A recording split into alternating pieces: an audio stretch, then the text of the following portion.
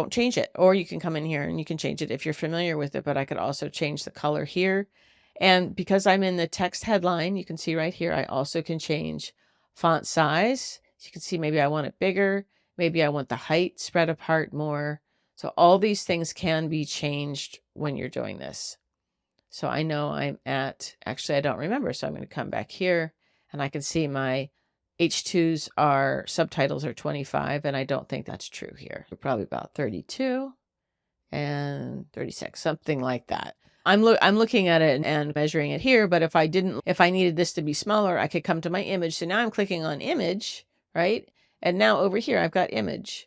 And this is where I uploaded the image. I also have this image attached to the pop-up because sometimes people will click on the image. So let's just take a look at this. If I come over here to the image, this is the actual URL for this page. If I click on the image, you can see it's a little hand there, and I click on it and there's the pop-up. So the pop-up is attached to the image and it's attached to the button. That's want you to see that you can attach things to images. I have the pop-up name here, and over here I have the pop-up settings. So over here I have the pop-up. I can look at it and then I can edit all the features of the pop-up. Now I did send you all of this pop-up stuff. Obviously, this came in with the page when we transferred the template over. You have all this stuff done for you. Now, you can go crazy with this stuff. So if you didn't like the way this was set up, you can come in here and you can round the corners. Like a lot of times people like the corners like nice and round in here. And so you can round it so it looks more with your brand. The only reason I didn't do any of the rounded corners and rounded corners on the button is because the book wasn't rounded. If the book was rounded, I might have done that, but I'm not a design expert.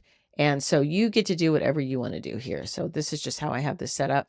But like I said, there's so many different things that you can do to make this more about your brand and so that it looks consistent with what you're doing.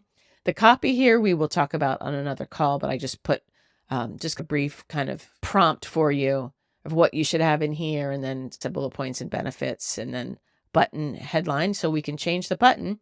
So now when I click on button, so I clicked on button, it shows me up here I'm on the button. It shows me over here I'm on the button.